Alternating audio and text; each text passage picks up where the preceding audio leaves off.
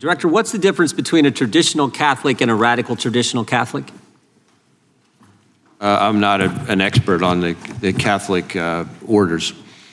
Well, your FBI wrote a memo talking about radical traditional Catholics. I'm just wondering if you could define it for us. Well, what I can tell you is you're referring to the Richmond product, which was a single product by a single field office, which as soon as I found out about it, I was aghast and ordered it withdrawn and removed from FBI systems. You were aghast, then why won't you let us talk to the people who put it together? We are working on finishing an internal review into what happened there. We have to wait, we, the Congress, and the American people have to wait until you do an internal review. It's not a criminal investigation going on here. An internal review before we can talk to the people who wrote this? When we finish our internal review, which will be very soon, we will come back before the committee in America? and provide a briefing on what we found. Well, we appreciate the briefing, but we want to talk to the people who wrote it. Any idea how many Catholics there are in America, Director? No, sir. There's a lot, over 60 million. What percentage of those are radical traditional Catholics, according to the Richmond Field Office of the FBI?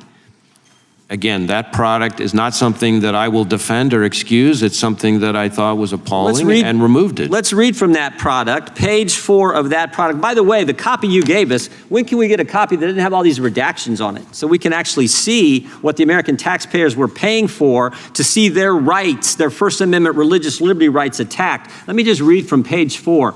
Provide new opportunities to mitigate extremist threat through outreach to traditional Catholic parishes and the development of sources with the placement and access to report on places of worship. That's pretty fancy language for they're trying to put informants in the parish, in the church. That's what this memorandum said, Director, from one of your field offices. And you won't let us talk to the people who did it. Any response to that? I didn't know. I was waiting for the question. No, priests. Do you think priests should be informants inside the church, Director? We do not recruit, open, or operate confidential human sources to infiltrate, target, report.